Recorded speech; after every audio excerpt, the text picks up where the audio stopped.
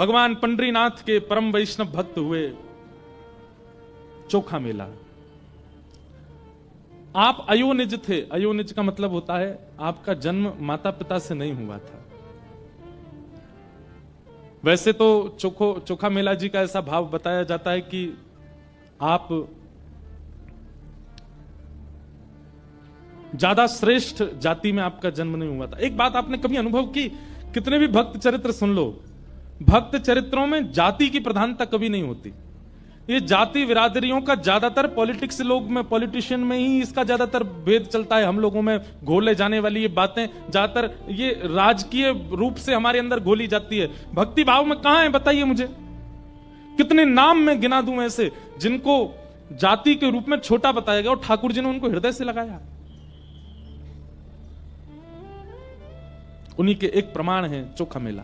श्री तुकाराम जी महाराज, वे भी ब्राह्मण नहीं थे पर उनको सब वंदन करते थे। श्री नामदेव जी महाराज, केवल ब्राह्मण होना सर्वाधिक श्रेष्ठ का भाव नहीं होता है।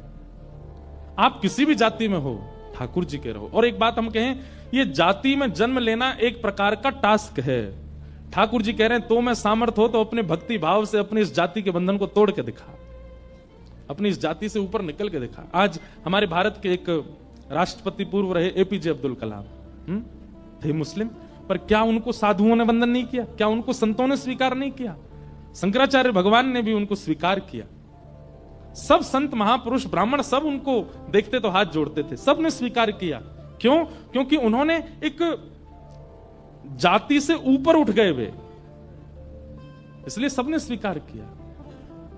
इसलिए भैया हमारी प्रार्थना है कि अपने मन से, अपने भाव से, अपने कर्म से, अपने स्वभाव से ऊपर उठिए। आपको कोई देखे तो देख करके आपके प्रति ये भाव यह है, निश्चित ब्राह्मण ही होगा, निश्चित वैष्णव ही होगा, निश्चित ऐसा ही होगा। चोखा मेला जी, आपके माता पिता नैष्ठिक ब्राह्मण थे। पंडरीनाथ भगवान का दर्शन करने के लिए जा रहे थे और दर्शन करने जाते समय कुछ आम साथ में ले जा रहे थे भगवान को अर्पित करने के लिए। कई बार बंधुओं ऐसा होता है कि ठाकुर जी को आपके द्वारा प्रदत्त वस्तु बहुत ज्यादा प्रिय लग जाती है, तो ठाकुर जी के सन्मुख पहुंचने से पहले ही ठाकुर जी किसी योजना से उसको स्वीकार कर लेते। एक बार एक बालक आया मेरे पास वृंदावन, वो बोला महाराज जी मेरे साथ तो बहुत बुरा हो गया, रोने लगा। मैंने क्यों? बोले मैं जीवन में पहली बार बरसाना गया आज। मैंने कहा अच्छा, तो इसमें बुरा क्या हुआ? बोले मैं सोचा मैं श्री जी के लिए कुछ ले जाऊं, उनको बहन मानता हूं अपनी श्री राधा रानी को, तो मैं केला लेकर के गया। मैंने कहा अच्छा। मैं ऑटो में बैठ के गया था, पीछे बैठा था, भीड़ बहुत थी ऑटो में, पीछे लटक गया। एक जगह ब्रेकर आया तो ऑटो थोड़ा धीरा हुआ और इतने में बंदरों की टोली आई, सारे केले लेके भाग गई। महाराज जी पहली बार मैंने कुछ ले जाने का योजना बनाई और बंदर ले गए उसको। मैंने कि अरे बावड़े, बंदर नहीं लेके गए। श्री जी को वो इतने बढ़िया लग रहे थे कि श्री जी प्रतीक्षा नहीं कर पा रही थी कि तू बरसाना आवे, फिर सीढ़ी चढ़े, ऊपर जाके केला चढ़ावे, इसलिए पहले ही अपनी मंडली भेज दी, जाओ इससे हरण करके ले आओ, हमको लाके पवा दो। उसका मन इतना प्रसन्न हो गया, बोले सच में ऐसा ही हुआ? मैंने कि भैया सच में ऐसा ही भयो है, तू विश्वास मान ले मेरी बात को। श्री जी रह ना पा रही, श्री जी बोली अब कब आवेगो, कब देखो मुझको, पहले ही आते छीन के ले आओ। कभी अगर ऐसा कुछ हो, यहां आपने कुछ विचार किया है ठाकुर जी के लिए लेके जाने के लिए और मार्ग में ही कोई किसी कारणवश वो वस्तु आपसे दूर हो जाए, तो समझ जाना ठाकुर जी रुके नहीं, ठाकुर जी से सहन हुआ नहीं, ठाकुर जी बीच में ही योजना बना करके ले लिया। इसका मतलब ये भी नहीं है कि कहीं खो जाए तो उसको ढूंढो ही नहीं, ठाकुर जी ले गए होंगे। प्रयास तो करना चाहिए, कोई सामग्री गाड़ी में खो गई या होटल में खो गई तो ढूंढो, ढूंढने पर भी ना मिले तो फिर उदास नहीं होना, फिर तो यही सोचना है कि पंडरीनाथ भगवान ने स्वीकार कर लिया। कितने ऐसे उदाहरण मैं आपको दे सकता हूं, उन्हीं में से एक है चोखो मेला का चरित्र। आपके माता पिता इतने भाव से आम लेकर के जा रहे थे ठाकुर जी को अर्पित करने के लिए, ठाकुर जी के मुंह में पानी आ गया। ठाकुर जी को फल से, ठाकुर जी को व्यंजन से रुचि नहीं होती, ठाकुर जी को व्यंजन लाने वाले के भाव से रुचि होती है। जैसे हमारा भाव कैसा है, हमारी सब्जी देख करके, मिठाई देख करके मुंह में पानी आता है। ठाकुर जी व्यंजन से मुंह में पानी नहीं आता, व्यंजन लाने वाला, बनाने वाला किस भाव से, उससे ठाकुर जी प्रसन्न होते। आप दुनिया भर के मिर्च मसाले बढ़िया करके खिचड़ी बनाओ, ठाकुर जी नहीं आते। पर कर्मा बाई वो बिना नहाए धोए बनाती है, और कभी कभी खिचड़ी चलाने के लिए अपने दांतुन के पिछले भाग से ही चला देती है, दांतुन करते करते, और बिना नहाए धोए पात्र में लेकर के ठाकुर जी के आगे धर देती है। श्री जगन्नाथ जी दौड़े दौड़े आते हैं उसकी खिचड़ी पाने। क्यों? व्यंजन की दृष्टि से, व्यवहारिक दृष्टि से और मेरी आपकी दृष्टि से वो खिचड़ी पाने योग्य नहीं है, पर बनाने वाली का भाव इतना श्रेष्ठ है कि ठाकुर जी जगन्नाथपुरी से दौड़ के आते थे खिचड़ी पाने। तो एक बात याद रखिएगा, आप यदि ये सोचते हैं कि श्री पंडरीनाथ भगवान को विशिष्ट व्यंजन दिया जाए, विशिष्ट व्यंजन उनको प्रिय नहीं है, देने वाले का स्वभाव कितना विशिष्ट है, तो फिर वस्तु चाहे कितनी भी सामान्य हो ठाकुर जी को प्रिय लगती है। भैया सबरी के चरित्र में क्या हुआ? सबरी ठाकुर जी के लिए बेर लेके बैठी है, तो उसके मन में आया कि मैं ठाकुर जी को खट्टे बेर नहीं खिला सकती, तो पहले चख के देखती है, मीठा होता है तो ठाकुर जी को देती है, खट्टा होता है तो फेंक देती है। अब ठाकुर जी झूठा नहीं पाते, लेकिन सबरी का भाव इतना प्रिय है, सबरी के प्रेम इतने प्रिय हैं कि ठाकुर जी उसको पाने लगे। एक चरित्र ऐसा आता है कि ठाकुर जी पाते थे, सबरी इतने में दूसरा बेर चख करके देती थी, ठाकुर जी के हाथ में ऑलरेडी एक होता था, तो ठाकुर जी उसको लेके पीछे खड़े लक्ष्मण जी को देते, लो लक्ष्मण जी पाओ। लक्ष्मण जी बेर लेके कहते झूठा है मैं किस खाऊं। तो राम जी तो बैठे हैं बेचारे, और उनसे तो दूर फेंक देते, तो ऐसे मुंह चलाते हाँ खा रहे हैं। लेकिन राम जी जानते थे, बोले लक्ष्मण खा नहीं रहा, फेंकता जा रहा है दूर। जब लक्ष्मण जी को शक्ति लगी और श्री हनुमान जी महाराज संजीवनी बूटी लेकर के आए, पूरा पर्वत लेकर के आए, वैद्यों ने संजीवनी निकाल करके जैसी लक्ष्मण जी को प्रदान की, लक्ष्मण जी जीवित हो गए। तो जब वापस लौट करके अयोध्या गए, तो लक्ष्मण जी ने राम जी से कहा, भैया आपकी आज्ञा हो तो ये संजीवनी पर्वत जो है लंका में आया है हिमालय से, जिससे हमारे प्राण रक्षा हुई, इसको अयोध्या ले चलें। क्यों? बोले इसमें बढ़िया बढ़िया संजीवनी बूटी है, कभी किसी को पीड़ा होगी दे दिया करेंगे।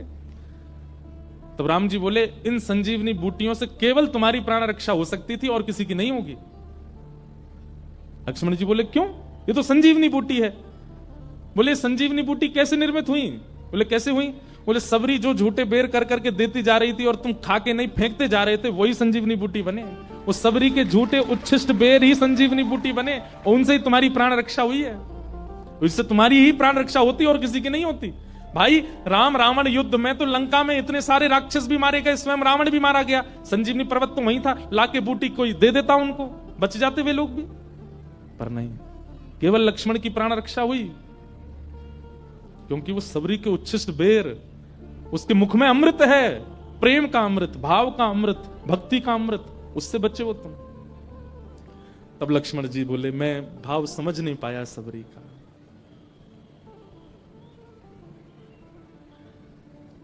तो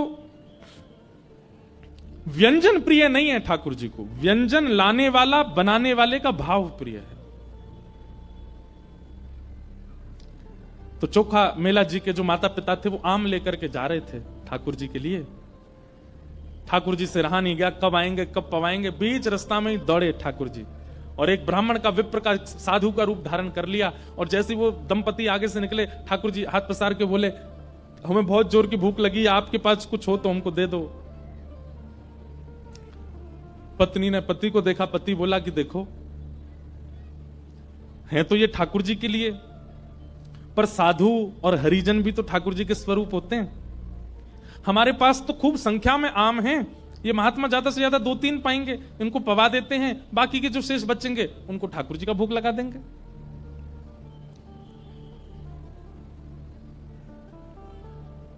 वैसे ये नियम नहीं है। अगर किसी ने पहले वस्तु का सेवन कर लिया, भले ही वो फल ही क्यों ना हो, एक साथ फल रखे थे, उनमें से पहले किसी ने पा लिया, तो उन बाकी के फलों का भोग ठाकुर जी को नहीं लग सकता, ये नियम है। पर कहीं कहीं भक्तों के चरित्र में ऐसी लीलाएं भी आती हैं। अब मैं तो मेरे तो बहुत सारे चरित्र आते हैं, तो मैं सब सुना दे रहा हूं। हमारे ब्रज में हुए श्री गोविंद दास। कौन? गोविंद दास ठाकुर जी के सखा थे, ठाकुर जी उनके साथ खेलते थे। तो गोविंद दास, एक बार क्या हुआ कि ठाकुर जी की प्रसादी सिद्ध हुई रसोई घर में, और रसोई घर में प्रसादी बड़े नियम से सिद्ध होती है, मुंह पे कपड़ा बांध करके और बिल्कुल अपरस में रसोईया सिद्ध करते हैं प्रसादी मंदिरों में। मुंह पर कपड़ा क्यों बांधते हैं? कि कहीं प्रसाद की सुगंधी अगर हमको आ गई तो कहीं सुगंधी से हमारी जीभ में पानी आ गया तो ठाकुर जी भोग नहीं लगाएंगे। इसीलिए उसको कहते हैं अमनिया। क्या बोलते हैं? अमनिया। ठाकुर जी को जो निवेदित नहीं हुआ है, वो रोटी, वो सब्जी, वो दाल जो आपने बनाई, उसको बोलते हैं अमनिया। मतलब उस पर हमारा मन भी नहीं आया अभी तक। ठाकुर जी पाएंगे उसके बाद हम उसका सेवन करेंगे, इसलिए उसको अमनिया कहा जाता है। इसलिए कई बार कई भक्त लोग आते हैं ना, कुछ खीर बना के लाते हैं, हलवा, तो मैं उनसे पूछता हूं अमनिया है? तो बोलते हैं क्या? मैं कहता हूं अमनिया है? तो बोलते अमनिया मतलब, मैंने कहा शुद्ध है ना, भोग तो नहीं लगा, किसी ने पाया तो नहीं? हाँ हाँ हाँ, तो शुद्ध है। अमनिया का मतलब जिसपे आपका मन, खुद का भी मन ना आया हो अभी तक, जिसकी सुगंधी आपको नहीं पता हो, जिसकी सुगंधी, जिसका स्वरूप आपको अभी नहीं भाया हो, केवल ठाकुर जी को भोग लगे, उसको अमनिया कहते हैं। अब इसमें कई पद्धतियां हैं अलग अलग संप्रदायों की। कई मंदिरों में चखिया होते हैं। चखिया कैसे होते हैं? वो भोजन पहले चख लेते हैं, ठाकुर जी के लायक है कि नहीं, फिर ठाकुर जी को भोग लगता है। कई मंदिरों में ऐसा नहीं होता। तो रसोईया प्रसादी लेकर के जा रहे थे, तो बीच रास्ता में गोविंद दास बैठे थे, रसोई और मंदिर के बीच में। तो गोविंद दास बोले, ए रसोईया बाबा, एक काम करो, थाली यहीं धर दो, मैं पालूं पहले।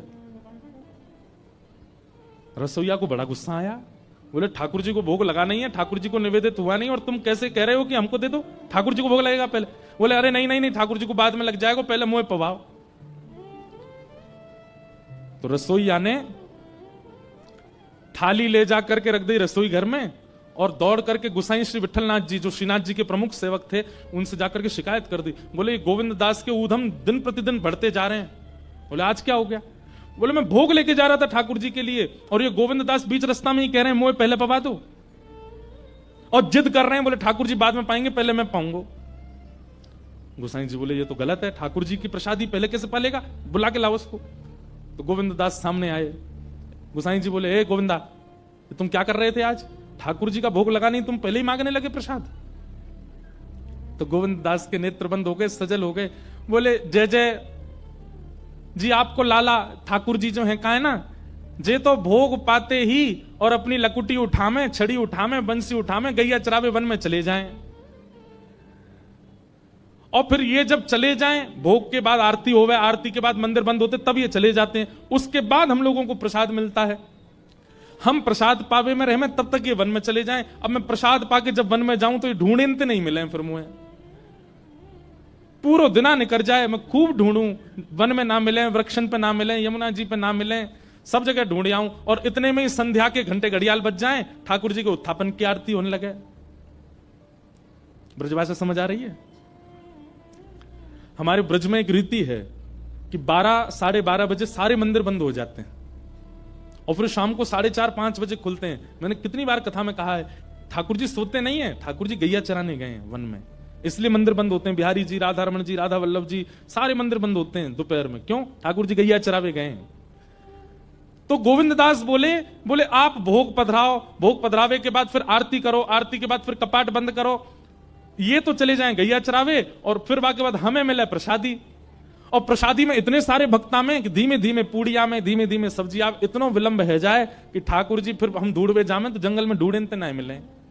या हमारे में कह रहा हूं, पहले ही पवाए दो ताकि मेरा पेट भर जाए, तो मैं लाला के संग जंगल चलो जाऊंगा गैया चरावे।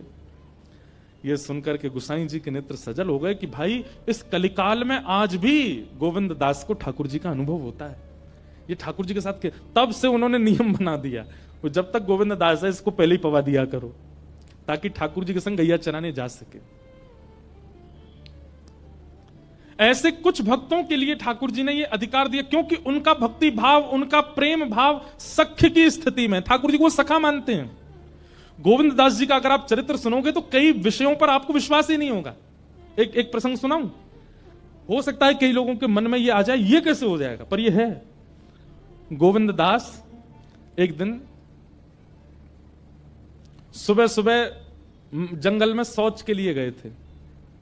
शौच समझ रहे हैं ना, तब बाथरूम तो होते नहीं थे, जंगलों में ही जाते थे लोग। सुबह सुबह शौच के लिए गए, तो गोविंद दास को इतना प्रिय मानते थे ठाकुर जी, सखा मानते थे अपना।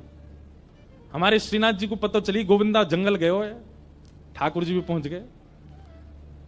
अब यहां गोविंद दास निवृत्त हो रहे हैं जंगल में, और ठाकुर जी ने देख लिया, अच्छा वहां बैठो है। सो ठाकुर जी बेर तोड़ तोड़ के लाए और पीछे से ऐसे मारने लगे उन्होंने। और गोविंद दास ने देखी कायरो है, तो देखे ठाकुर जी तो बेर मार रहे हैं। अब इस बात को कौन विश्वास करेगा, पर ये लीला है, ठाकुर जी करते थे गोविंद दास के साथ।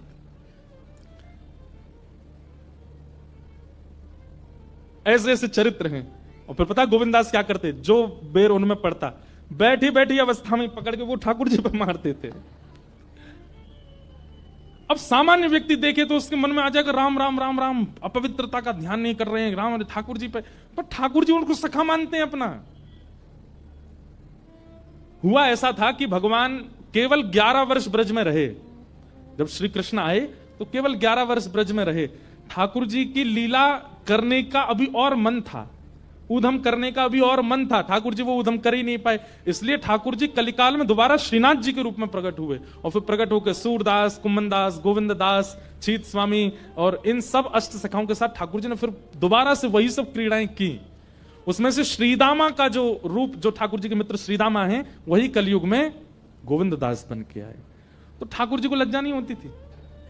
एक लीला ऐसी आती कि एक दिन ठाकुर जी गोविंद दास के ऊपर चढ़ गए और बोले अब घोड़ा बन जा, मुझको शेर करा। तो गोविंद दास ऐसे चल के उनको घोड़ा बन के घूम रहे थे। इतने में गोविंद दास रुक गए। ठाकुर जी बोले का भयो, जय जय नेक उतर जाओ। बोले काय को, मोकू नेक लघु शंका लगी है नेक में चलो जाऊं। ठाकुर जी बोले बाबड़े, कोई घोड़ सवारी करे और घोड़ा को लघु शंका लगे तो घोड़ा बातें बोले कि उतर जाओ, मैं लघु शंका जाऊंगो। गोविंदास बोले ना ना वो तो ना बोले। बोले वो कहा करे, बोले सवारी बैठी रहे वो तो वैसे ही कर ले। बोले तू भी वैसे ही कर। और आप विश्वास नहीं मानेंगे, गोविंद दास ने सोचा कि नहीं नहीं नहीं, मैं ठाकुर जी की सेवा में हूं, मैं पूर्ण रूपेण सेवा में ही रहूंगा। इस वक्त मैं घोड़ा हूं तो मुझे घोड़े का ही भाव रखना है, और धोती में ही। और किसी ने यह दृश्य देख लिया और जाकर के गोसाई जी को शिकायत कर दी। बोले गोविंद दास बिल्कुल उसने आचार मर्यादा सब पानी में बहा दिया, ऐसे कर रहा था जंगल में। गोसाई जी ने बुलाया तब गोविंद दास ने बताया। बोले जय जय बैठे पीठ पे, मोते बोले अब तू घोड़ा है भैया, कोई घोड़ा कहे कभी कि भैया उतर जाओ, मैंने जा रहा हूं जंगल झाड़ी है क्या आऊं, घोड़ा तो चल तो फिर तो कर ले या हमारे मैंने कर ले। गोसाई जी ने तब से नियम बना दिए। बोले भाई गोविंद दास की कोई शिकायत मत किया करो मुझसे, उसको सब चीज की छूट है। क्यों, वो ठाकुर जी उसके संग ही रहते हैं। ऐसे सखा श्री गोविंद दास सुना रहे थे। चोखो मेला जी का चरित्र आ गए गोविंदास जी। ठाकुर जी एक साधु का रूप बना करके आ गए और आकर के चोखा मेला जी के माता पिता से कहने लगे हमें कुछ पवा दो। उनके माता पिता ने विचार किया इतने सारे आम हैं हमारे पास, 2-3 इनको पवा देते हैं, बाकियों का भोग लगा देंगे ठाकुर जी को। और कोई मांगता तो वो आम उच्छिष्ट हो जाते, लेकिन एक साधु मांग रहा है तो इसलिए इस आम को ठाकुर जी स्वीकार कर लेंगे। और उन्होंने एक आम दिया। ठाकुर जी क्या करें पता है, साधु के रूप में आए, पूरे नहीं पाते, थोड़ा थोड़ा ऐसे पाते हैं, थोड़े थोड़े चौंकते हैं और फिर उसको जो माता जी थी उनकी गोद में डाल देते हैं। फिर कहते हैं दूसरा दो, दूसरा दो, दूसरा आम लेते हैं, फिर उसको लेते हैं, फिर उनकी झोली में डाल देते हैं। तीसरा, अब बेचारे आजकल के तो थे नहीं जो टोक दें, आजकल के लोग तो बड़े विचित्र हैं ना, उस समय के थे तो कुछ बोले नहीं, एक के बाद एक मांगते जाएं, थोड़ा थोड़ा चखें और उनकी झोली में डालते जाएं। ऐसे कर करके ठाकुर जी ने सबरे आम खा लिए जितने थे, एक भी नहीं छोड़ा पंडरीनाथ जी के लिए। पंडरीनाथ ही आए साधु के रूप में। बेचारे अंतिम आम देख करके एक दूसरे के मुख देखने लगे। पति पत्नी बोले देवी ऐसे ही मान लो कि पंडरीनाथ नहीं पाए हैं, अब तो हो गया, अब क्या भोग लगेगा ठाकुर जी को।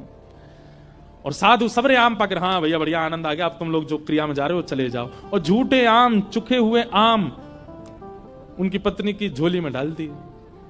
और ऐसा कहकर के महात्मा तो वहां से ऐसे चलते बने जैसे कोई उनकी ट्रेन छूट रही हो, तुरंत चले गए। ठाकुर जी थे ना।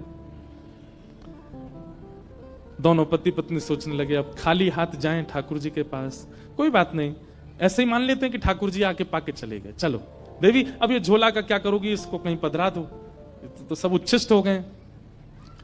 पति उठ करके चलने लगे, पत्नी उठी झोला कहीं रखने के लिए बढ़ी आगे, तभी उन्होंने कहा खोल के एक बार दृष्टि तो कर लूं। जैसे ही खोल करके देखा तो वहां आम की गुठली और छिलका तो गायब, एक नन्हा सा बालक था उसमें झोली के भीतर। और पत्नी इतना घबरा गई, बोले अब क्या करूं। पति दूर निकल गए थे, बोले पता नहीं ये बालक कहां से आया, ये कैसे आया, क्या हुआ। समझ गई कि ये निश्चित ही श्री ठाकुर जी ने कृपा करके दिया है, और उस बालक को वहीं नदी के तट पर छोड़ करके और प्रणाम करके वहां से चली गई। तो समाज को क्या बताऊंगी कहां से आया ये बालक।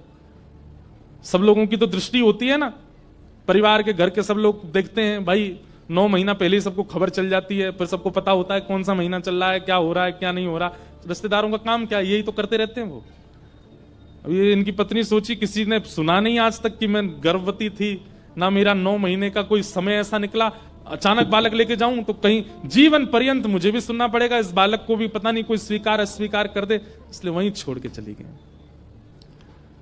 क्योंकि ठाकुर जी ने आम को चोखा और उनकी पत्नी की गोद में मेला मतलब दे दिया, इसलिए उस बालक का नाम पड़ा चोखा मेला। तभी एक सामान्य परिवार के दंपति वहीं नदी के तट पर आए हुए थे, उनके कोई संतान नहीं थी। स्नान करके ठाकुर जी से नित्य कहते थे कि एक हमें बालक की प्राप्ति हो जाए जो ठाकुर जी का परम भक्त हो। तभी उन्होंने देखा कि एक बालक की रोने की आवाज आई, दौड़ करके जाके देखे तो नन्हा सा बालक वो वहां था। मानो पंडरीनाथ भगवान ने ही कृपा करके अपना। अब ये अयोनिज का मतलब क्या होता है, ये माता पिता से जन्मे नहीं है, ये ठाकुर जी से प्रकट हुए हैं। ऐसे कई भक्त हुए हैं जिनका जन्म नहीं हुआ, जो ठाकुर जी की कृपा से ही आए हैं। ऐसे भक्त हुए श्री चोखा मेला। आप धीरे धीरे बड़े हुए, बचपन से ही श्री पंडरीनाथ विठल भगवान के प्रति आपका खूब प्रेम भाव था। कभी कहीं कथा होती, कोई संत दिख जाते, महापुरुष दिखते, तो आप जाकर के दूर से बैठ करके उनका प्रवचन भजन सुनते थे। एक दिन आपको कुछ धन की प्राप्ति हुई तो आपके मन में भाव आया कि मैं पंढरपुर जाऊं और कुछ सामग्री ठाकुर जी को निवेदित करके आऊं।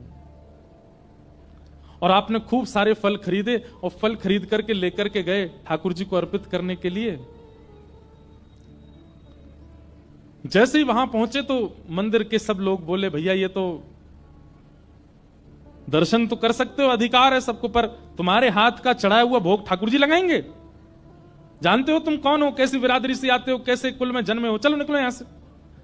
चोखा मेला जी ने थोड़ा कह दिया होगा, भैया ठाकुर जी ये सब थोड़ी देखते हैं, ठाकुर जी तो भाव देखते हैं। तो फिर लोगों ने थोड़ा सा हाथ भी उनको लगा दिया, थोड़ी सी मारपीट भी कर दी। बेचारे बाहर खड़े खड़े रोते रहे, जय हो विठोबा, अमीरों के ठाकुर हो आप, तो बड़ों के ठाकुर हो, हमारे हाथ की क्यों स्वीकार करोगे। रोते बिलखते चोखा मेला जी वापस चले गए। ठाकुर जी पीड़ा नहीं देख पाते अपने वैष्णव भक्त की, पर चोखा मेला रोते रोते चले गए। भोजन नहीं किया आज पूरे दिन, शरीर में कई घाव हो गए थे चोखा मेला जी के, और सोचने लगे, हे पंडरीनाथ, आप केवल श्रेष्ठ जाति वालों के ही हो, आप केवल धनवानों के ही हो, हमारे नहीं हो।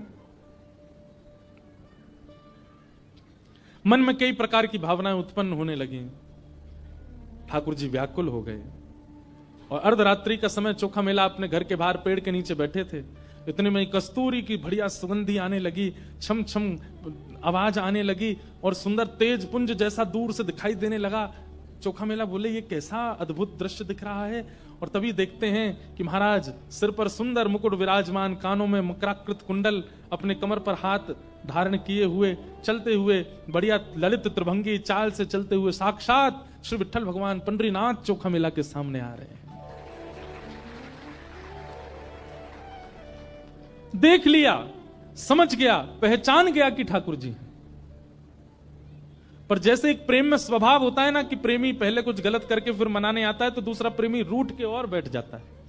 चोखा मेला ऐसे बैठ गए, देखे ही नहीं रहे ठाकुर जी को। ठाकुर जी बोले, चोखा, पहली बार अपना नाम ठाकुर जी के मुख से सुना है, रोंगटे खड़े होने लगे, मन में आनंद हो रहा है, पर रूठ के बैठे। मैं कहा करता हूं बंधुओं, जहां प्रेम बहुत किया गया हो वहां रूठना, गुस्सा करना, लड़ना, झगड़ना, थोड़ी नोक झोंक करना, ये अधिकार में आ जाता है। जहां प्रेम अतीत में किया गया हो। ठाकुर जी बोले, देख हम आए हैं, बैठाएगा नहीं हमको। दूर से खाट लेकर के आए, चोखा मिला जी लगा दी और ठाकुर जी उस पर बैठ गए, लेकिन मुंह फेर के बैठे, चोखा मिला। ठाकुर जी बोले ये चोखा मेरी ओर नहीं देखेगा, मुझसे बात नहीं करेगा, कुछ नहीं बोले। ठाकुर जी अपने मस्तक पर लगे हुए चंदन को थोड़ा थोड़ा लेकर के चोखा मिला कि जहां जहां लगी थी वहां वहां अपने अंग का चंदन लगा रहे हैं अपने हाथ से। ठाकुर जी हाथ ऊपर करते रहे, यहां भी लगी है वहां भी लगा रहे, तेरे पैरों में भी लगी है, पैर जैसे छूने लगे चोखा, नहीं आप ऐसा मत कीजिए नाथ, आप पधारे हैं, वो कृपा है। लिपट गए ठाकुर जी से। ठाकुर जी बोले तू इतना नाराज क्यों हो गया? बोले नाथ ऐसा व्यवहार, मैं कितने भाव से आपके लिए फल लेके आया था, आप ये हमेशा आपके पास रहने वाले इन लोगों को आप क्यों नहीं समझाते हो कि आप तो प्रेमियों के हो? ठाकुर जी बोले मैं गीता में कहता हूं, ये यथामाम प्रपद्यन्ते ताम्स तथैव भजाम्यहम्। मुझे जो जैसे बचता मैं उसको वैसे ही मिलता हूं। ये लोग मुझे पाषाण मानते हैं, ये लोग मुझे मूर्ति मानते हैं, ये लोग मुझे पत्थर मानते हैं, इसलिए ना इनके आगे मैं बोलता हूं, ना चलता हूं, ना खाता हूं, ना कुछ नहीं करता, ऐसे ही खड़ा रहता हूं। लेकिन तू मूर्ति नहीं मानता इसलिए तेरे लिए चल के आ गया। जना भाई मुझे मूर्ति नहीं मानती, उसके हाथ से खाने जाता हूं मैं। ये नामदेव तुकाराम मुझे मूर्ति नहीं मानते, इसलिए उनके साथ खेलता हूं मैं। अब इन लोगों को कौन समझाए, ये लोग सब मुझे मूर्ति मानते हैं तो मैं भी इनको मूर्ति ही मानता हूं। ठाकुर जी क्या कह रहे हैं गीता में कि मुझे जो जैसे बचता मैं उसको वैसे ही मिलता हूं। जो ठाकुर जी के प्रति पाषाण बुद्धि रखता है, ठाकुर जी उस व्यक्ति के प्रति भी पाषाण बुद्धि रखते हैं। फिर वो व्यक्ति कहता है ना, हे ठाकुर जी मेरे जीवन में बहुत कष्ट संकट आ रहे हैं, ठाकुर जी भी कहते होंगे पाषाण को कोई कष्ट संकट नहीं होता, तू पाषाण ही तो है।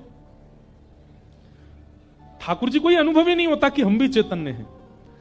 जब हम ठाकुर जी के प्रति चैतन्य का भाव रखेंगे तो ठाकुर जी को भी लगेगा कि ये भी चैतन्य है। और फिर जैसे चोखा मेला के अंग पर लगे हुए पीड़ाओं को ठाकुर जी अपने चंदन से ठीक कर रहे हैं, वैसे हमें भी करेंगे।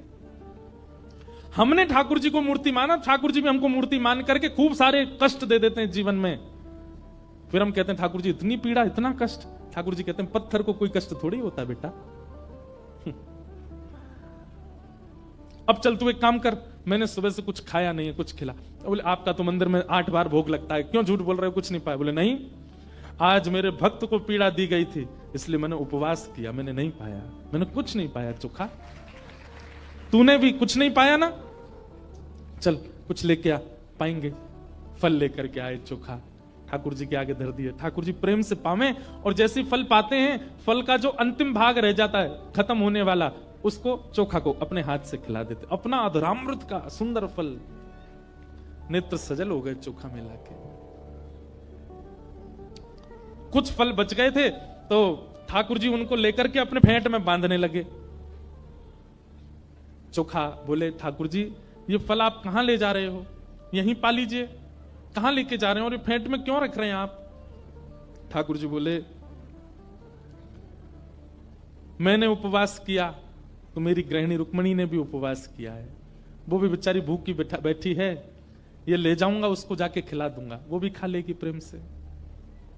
और मैं जिस दिन उपवास करता हूं उस दिन गरुण जी, उस दिन नारद जी, उस दिन रुक्मणी, उस दिन सब उपवास करते हैं। जो जो मेरे साथ मंदिर में सबका उपवास हो जाता है, क्योंकि ठाकुर जी के भोग लगने के बाद ही सब पाते हैं, और ठाकुर जी भोग नहीं लगाए तो कोई नहीं पाता। इसलिए मैं सबके लिए लेके जा रहा हूं और सबको कहूंगा देखो चोखा के खेत के बढ़िया बढ़िया फल है, खाओ। और ये सब एक रुक्मणी खाएगी, गरुण जी खाएंगे, नारद जी खाएंगे, और सब लोग प्रेम से पाएंगे। और बढ़िया सुंदर चोखा को सुख देकर के श्री ठाकुर जी वापस चले गए। प्रातः काल काकड़ा आरती का समय हुआ, जैसे ही मंदिर खोले गए और मंदिर खोल करके देखा तो ठाकुर जी का फेंट इतना बड़ा हुआ था। पुजारियों ने कहा ये क्या रखा है? जैसे फेंट खोल करके देखा तो सारे फल रखे थे, और ये वही फल थे जो चोखा लेकर के आया था ठाकुर जी को भोग लगाने। तो जिन पुजारी जी ने फल फेंक दिए थे वही काकड़ा आरती करने गए, उन्होंने जैसे ठाकुर जी की फेंट खोल के देखी वही फल जो फेंक दिए गए थे वही फल रखे थे फेंट में। अब उनके मन में किंचित भी ऐसा भाव नहीं आया कि ठाकुर जी रात में चोखा के पास गए होंगे, या जो फल मैंने फेंक दिए थे वो ठाकुर जी के पास कैसे आ गए। उनके मन में यह भाव आया कि चोखा माना नहीं, जिद करके और कहीं से आकर के ठाकुर जी को फल दे गया है, जबरदस्ती भोग लगा गया है। बार बार मना करने पर भी जिद्दी चोखा मिला, आकर के अपने फल ठाकुर जी को चढ़ा के गया है। और पूरी मंदिर कमेटी और सब लोगों को इकट्ठा करके कहा कि ये चोखा ने ऐसा ऐसा किया है। मतलब किसी के मन में पॉजिटिव बात नहीं आई, नेगेटिव आई। ये भी कलयुग का प्रभाव है कि परिस्थिति आपके जीवन में सकारात्मक भावना प्रकट नहीं करती है, नकारात्मक सोच। चलते चलते गिर गए तो क्या सोच रहे हैं? टेढ़ी टेढ़ी नजर से देख रहा था मेरे को वो, इसीलिए गिर गया मैं। उस पर कुछ हम लोग सकारात्मक नहीं सोचते। बहुत तेज भूख लगी थी, लेकिन 2 रोटी खाते ही पेट भर गया। तीसरी रोटी अब मन नहीं हो रही, इच्छा नहीं हो रही। क्यों? तुम तो पाने के लिए बैठे थे, बहुत कह रहे थे भूख लगी, 2 रोटी में ही हो गया काम। मुझे नजर लग गई है किसी की, अपने आप ही सोच लेते हैं। काम कोई बिगड़ने लग जाता है तो उसमें यह विचार नहीं करते निश्चित मेरा प्रारब्ध होगा, उसमें भी ढूंढते हैं किसकी बुरी नजर है, किसने टोटका किया, किसी ने बांध दिया, किसी ने हमारी बुद्धि को ऐसा कर दिया, मुझे डिप्रेशन हो गया है, मुझे दवाइयां चाहिए, मुझे। हमेशा हम नकारात्मक ही सोचते हैं। वैष्णव का स्वभाव होता है वो हर स्थिति में ठाकुर जी का ही भाव रखता है। चलते चलते गिर जाए, मोच पड़ जाए तो मानो उसमें भी ये सोचता है ठाकुर जी आप शायद ये चाह रहे हैं मैं बहुत घूमता रहता हूं, कुछ दिन आराम करूं, इसीलिए मोच लगवा रहे हो पैरों में। ठाकुर जी किसी प्रिय को दूर कर रहे हैं, अच्छा तो इसका मतलब आपने आगे देख लिया होगा ये अच्छा नहीं होगा मेरे जीवन में, इसलिए दूर कर रहे हो। ठाकुर जी कमाई कम कर रहे हो, शायद आप चाहते हैं कि मैं बहुत खा रहा हूं, बहुत आनंद कर रहा हूं, थोड़ा मैं तप करूं, इसीलिए ऐसा कर रहे हो। इस प्रकार की भावना आती है अगर वैष्णव हो, और वैष्णव नहीं होता तो वो उल्टा ही सोचता है हर चीज में।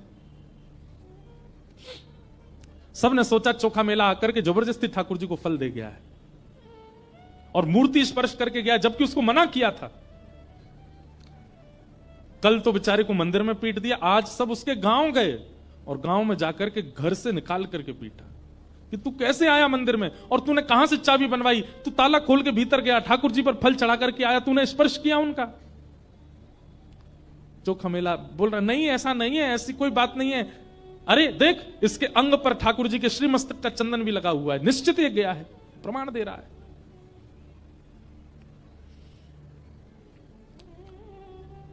बेचारे चोखा मेला की स्थिति दयनीय कर दी और लौट करके सब पुजारी पंडा और सब समाज के लोग, इससे कोई आप ये मत सोचना कि पुजारियों की निंदा की जा रही है, उस समय पर उस काल में ऐसी विचारधारा वाले लोगों की निंदा हो रही है। आप पुजारियों के प्रति कुदृष्टि मत रखना।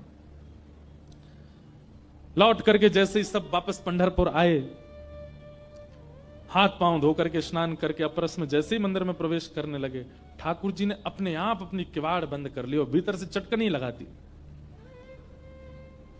अनेक प्रयास करने पर भी ठाकुर जी का मुख्य दरवाजा नहीं खुला। पुजारी जन सब बाहर बैठ गए घुटनों पर, हे पांडुरंगा, हे विठल, हे नाथ, क्या अपराध बन गया हम लोगों से, आपने क्यों ऐसा हमसे रूठ के बैठ गए। भीतर से ठाकुर जी के स्वर सुनाई दिया और उस स्वर में करुणता थी। ठाकुर जी मानो जैसे रो रहे हो, बोले तुम सब मेरे दर्शन के अधिकारी नहीं हो। अरे बेचारा मेरा भक्त चोखा मेला आया और आकर के फल लेकर के आया, तुमने यहां फेंक दिए, तो मुझे दया आ गई, मैं रात्रि उसके घर गया, उसके शरीर पर घाव देख करके अपना चंदन लगाया, उसके घर के उसके खेत के उपजाए हुए फल खा करके आया, रुक्मणी जी के लिए लेकर के आया, फेंट में बंधे देख करके तुम्हारे मन में किंचित भाव नहीं आया कि इतनी सुरक्षा में मंदिर में कैसे आ जाएगा चोखा मेला। मैं गया था उसके पास और तुम लोगों ने उसको इतनी पीड़ा देकर करके आए हो। तुम लोग मेरे दर्शन के अधिकारी नहीं हो। आज से लेकर के पृथ्वी के अंत तक मैं वचन लेता हूं कि अब मैं किसी को दर्शन नहीं दूंगा, मैं ऐसे ही बैठा रहूंगा भीतर। थर थर कांपने लगे सब पंडा पुजारी, दंडवत करने लगे, हे पांडुरंगा आप जो कहेंगे, आप कहेंगे कि हम चंद्रभागा में कूद करके प्राण त्याग दें तो हम सब प्राण त्याग देंगे, आप जो दंड कहेंगे वो सब स्वीकार है, पर इस प्रकार का कठोर आप व्रत मत लीजिए दर्शन देने का। जीवों का कल्याण कैसे होगा कलयुग में। आप प्रायश्चित बताइए, आप दंड बताइए, हमें क्या करना है। ठाकुर जी बोले जिस पालकी में हमारी सवारी निकलती है वो पालकी सजाओ और पालकी लेकर के चोखा मेला के पास जाओ और चोखा मेला को बढ़िया सुंदर तैयार करके उसका मल्लम पट्टी कर देना, उसका सुंदर श्रृंगार करना, उसको इत्र लगाना और जैसी पोशाक मेरे को धारण होती वैसी पोशाक उसको धारण करा के मेरी पालकी में विराजमान करके, और तुम सब अपने कंधा पे उठा करके जब उसको यहां लाओगे तब मेरे दर्शन खोलेंगे, नहीं तो नहीं खोलेंगे। सब पंडा पुजारी सुंदर जल चंद्रभागा का कलशों में लेकर के, इत्र लेकर के, चंदन लेकर के, पोशाक पीतांबरी लेकर के, पाग लेकर के, पालकी सजा करके लेकर के चोखा मेला के पास गए। चोखा मेला बेचारे डरने लगे, अब क्यों मारने आए हो, अब मैंने क्या किया। बोले नहीं, सब चरणों में हो गए। बोले तुमको तो पांडुरंग प्रेम करते हैं, कि मुतादोक्षज प्रिया। श्रीमद् भागवत के रास पंच अध्याय में श्री शुकाचार्य जी महाराज कहते हैं, गोपियों पर प्रश्न उठाने वाले लोग कि इन गोपियों ने ठाकुर जी के साथ रास किया, अरे ये ठाकुर जी से प्रेम करती हैं, ये बात एक है, पर ठाकुर जी भी इनसे प्रेम करते हैं कि मुतादोक्षज प्रिया। और ठाकुर जी जिससे प्रेम करते हैं ठाकुर जी कुछ कर सकते हैं। मधुमंगल के मुख पर लगी कड़ी चाट गए ठाकुर जी,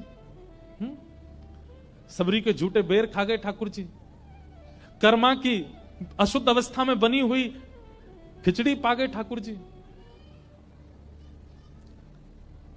सुदामा के कच्चे चावल खा गए ठाकुर जी, छोटी सी जना के हाथ से छोटी छोटी रोटी पा लेते हैं ठाकुर जी। और जना जब रोटी बनाती है, जना भाई ठाकुर जी से कहती है थोड़ी आप भी मदद कराओ, तो ठाकुर जी भी बेलना लेके करवाते हैं जना भाई के साथ। रात में चक्की पीसती है तो ठाकुर जी उसके साथ हाथ बटाते हैं। जना भाई बहुत अच्छा कीर्तन गाती थी, तो रात में जब चक्की पीसती थी तब ठाकुर जी का कीर्तन करते थे, ठाकुर जी आ जाते थे और ऐसे थोड़ी पे हाथ धर के सुनते ठाकुर जी। ठाकुर जी कहते, ए जना इतना शोर हो रहा है, तू चक्की बाद में पीस लेना, मुझे पहले पद सुना दे। जना भाई कहते, अच्छा अभी भोर हो जाएगी, सुबह हो जाएगी, सब घर के लोग उठेंगे, नामदेव जी का पूरा परिवार, सबके लिए रोटी बनानी, तो आटा तो पीसना पड़ेगा ना।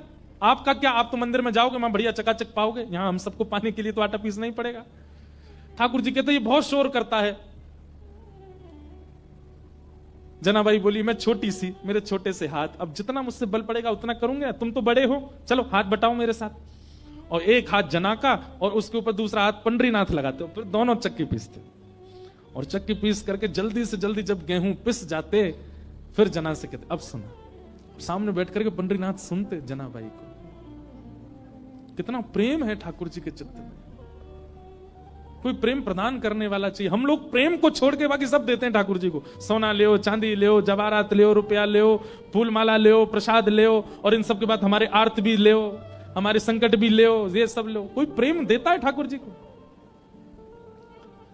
आज तक की तारीख में कभी पंढरपुर जाकर के आपने ठाकुर जी के प्रणाम करके ऐसा कहा, ठाकुर जी आप कब से खड़े हो, थकते नहीं हो आप, आपके पैरों में पीड़ा नहीं होती? कभी कभी कहा ऐसा? अरे मैं 50-100 लोगों से मिल लेता हूं ना दिन में, इतना थकान सी लगने लगती है। ठाकुर जी तो लाखों लोगों को दर्शन देते हैं। जब तक अंतिम दोहरी का व्यक्ति दर्शन नहीं कर जाता, पंडरीनाथ भगवान खड़े रहते हैं। कभी आपने जाकर के ये इच्छा प्रकट की, हे पांडुरंगा आप थक गए होंगे? जनाबाई करती थी। एकादशी का कीर्तन चल रहा है और श्री नामदेव जी उछल उछल के कीर्तन कर रहे थे। नामदेव जी के कीर्तन में रोज ठाकुर जी आते थे, किसी को नहीं दिखते थे, जनाबाई को दिखते थे। आज एकादशी है और एकादशी पर कितनी भीड़ होती है पंढरपुर में। जनाबाई नामदेव जी से जाके कह रही है, आज ज्यादा कीर्तन मत करना। क्यों? सुबह से खड़े हैं मंदिर में, थक गए हैं बहुत, आज लाखों लोगों ने दर्शन किया, इतनी थकान में फिर यहां आकर के आपका कीर्तन सुन के पांडुरंगा नाचेंगे, उनके पांव में पीड़ा हो जाएगी। आप ज्यादा तेज कीर्तन मत करना। ऐसी भावना हमारे चित्त में आई है कभी?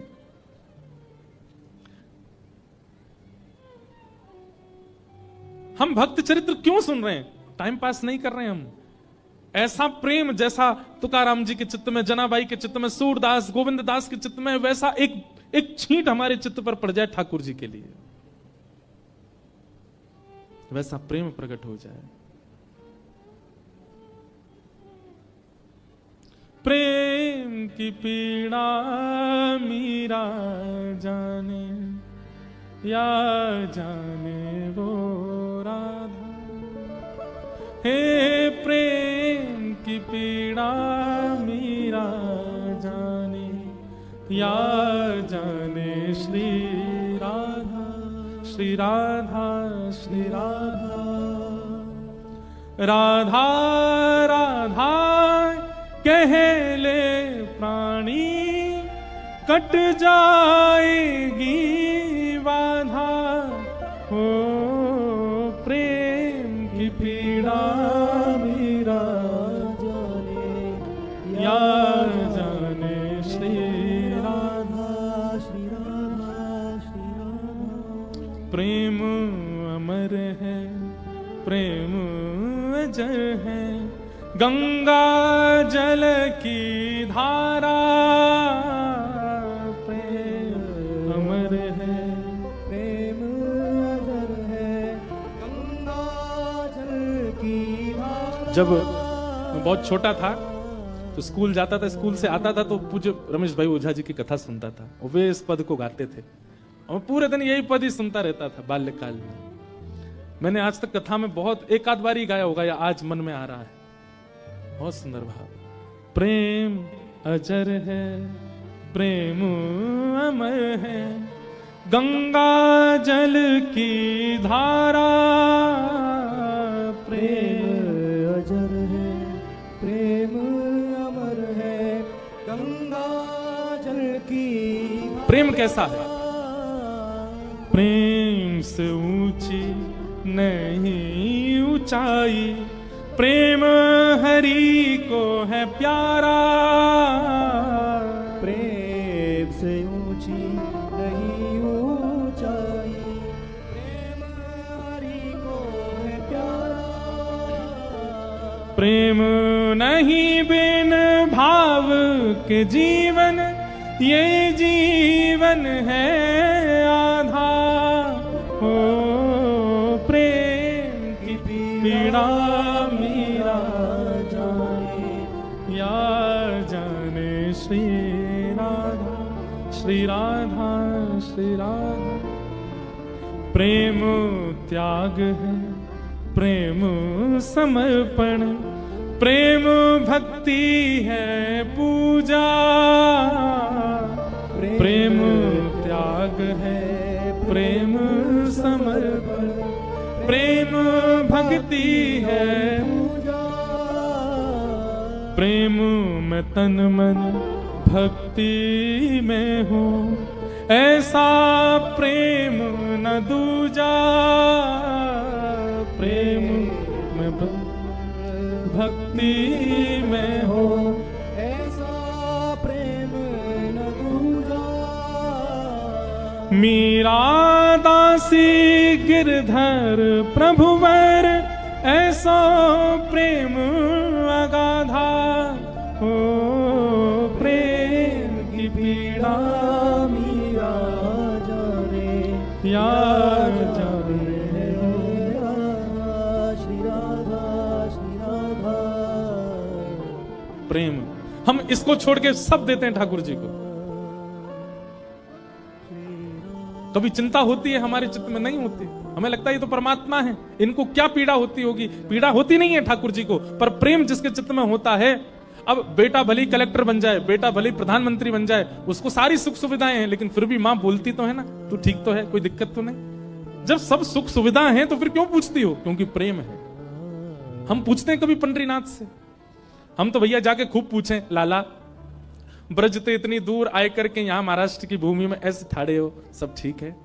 पुजारी जी प्रेम ते आपको भोग लगा में। हम जगन्नाथपुरी जाते हैं, वहां भी पूछते हैं, श्री द्वारिका जाते, और ये कोई बचपन से नहीं, कथा कहते कहते ये भाव आ गया चित्त में कि ठाकुर जी का जहां जहां दर्शन करने जाते हैं वहां पूछते हैं, लाल जी आप प्रसन्न हो ना, आप राजी हो ना, सदा राजी रहो, सदा खुश रहो, ऐसे ही आनंद करते रहो। अरे भैया दुनिया के लोग आशीर्वाद लेके आते हैं, ब्रजवासी तो लाला को आशीर्वाद दे के आवे। लाला तू ऐसे ही आनंद करते रही हो। हमारे ब्रज में होली हो, दिवाली हो, आशीष का पद गाया जाता है, ठाकुर जी को आशीर्वाद देते हैं, चिरजीवो गोपाल।